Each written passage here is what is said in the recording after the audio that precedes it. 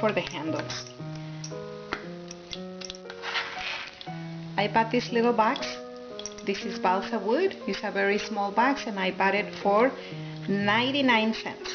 And I'm going to be using the hardware only, because if I buy the hardware by itself it's more expensive.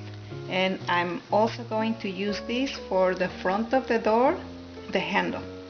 And then I will use this for medicine cabinet or for other artifacts that will be used around the house.